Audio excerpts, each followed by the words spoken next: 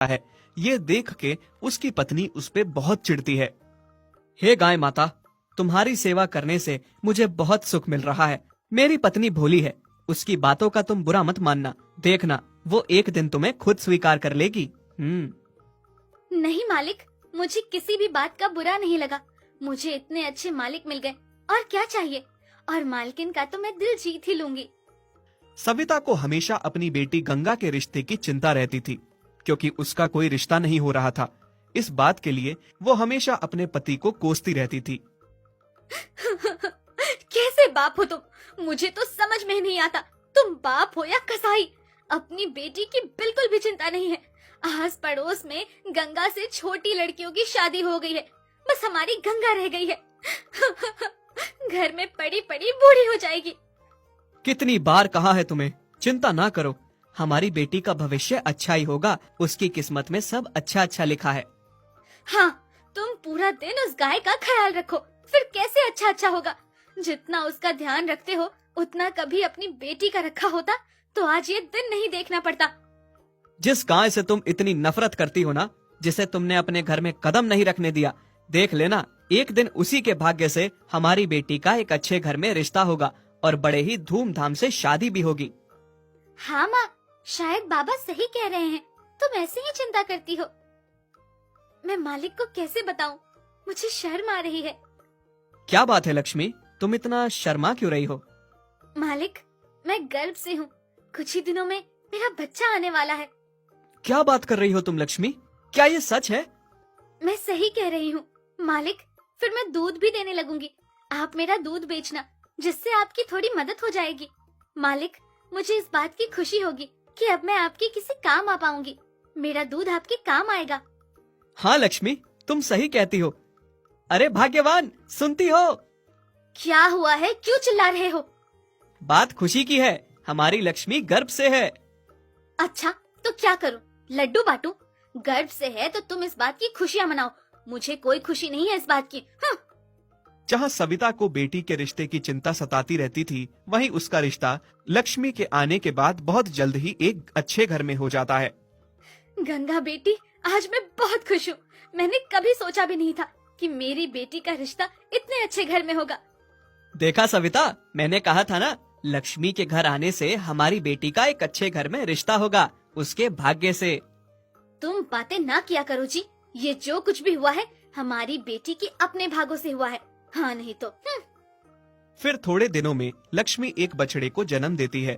इस बात से हरिया बहुत खुश था कि अब लक्ष्मी दूध देगी और उसका कारोबार अच्छा चलेगा और बेटी की शादी भी उन्हीं पैसों से धूमधाम से होगी।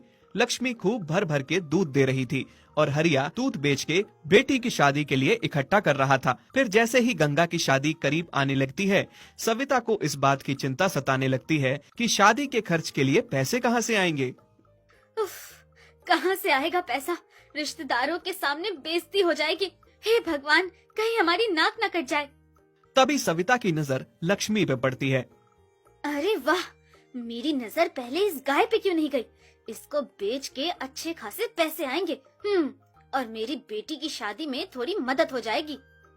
सविता हरिया के पीछे से गाय के ग्राहकों को बुलाती है और उसे चंद पैसे के लिए बेच देती है। लक्ष्मी साथ में जाना नहीं चाहती थी, पर जबरदस्ती उसे वो व्यापारी ले जाते हैं। मालिक कहाँ रह गए? मुझे नहीं जाना है कहीं। मालिक, आप जल्दी आ जाइए, मुझे मालकिन किसी अनजान को बेच रही है। चलो, अब बेटी की शादी की तैयारी कर सकती हूँ ना थोड़ी बहुत। बेकार में इस गाय को यहाँ रखा था।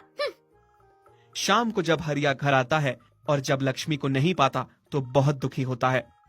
तुमने चंद पैसों के लिए मेरी गाय को बेच दिया।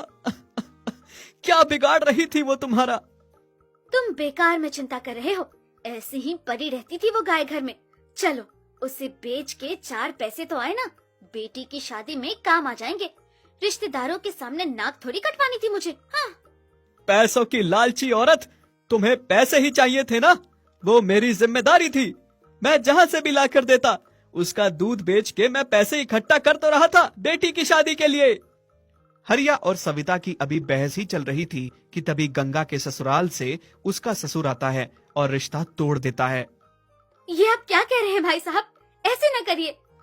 मेरे बेटे के लिए इससे भी ज्यादा अच्छा रिश्ता मिल गया है। जहाँ मुझे फायदा है मैं वहाँ रिश्ता करूंगा, या फिर तुम गरीबों के घर में करूंगा। हाँ। ये कह के रिश्ता तोड़ के वो चला जाता है। सविता बहुत रोती है। अब क्या होगा मेरी बेटी का? ये सब तुम्हारे कारण हुआ है। देखो, जैसे ही तुमने लक्ष्मी को बेचा, वैसे ही हमारी बेटी का रिश्ता टूट गया। तुमने गाय माता का निरादर किया, तभी ये सब हुआ। अगर तुम्हें पैसे ही चाहिए थे तो तुम लक्ष्मी का दूध बेचकर भी कमा सकती थी। तुम्हें फायदा ही चाहिए था तो दूध से भी फायदा होता। आप सही कह रहे हो जी, मुझसे बहुत बड़ी गलती हो गई। मुझे लक्ष्मी के साथ ऐसा नहीं करना चाहिए था। आप जाइए, किसी भी तरह से लक्ष्मी को लेकर आइए। पैसे वापस करके लक्ष्मी को ले आइए।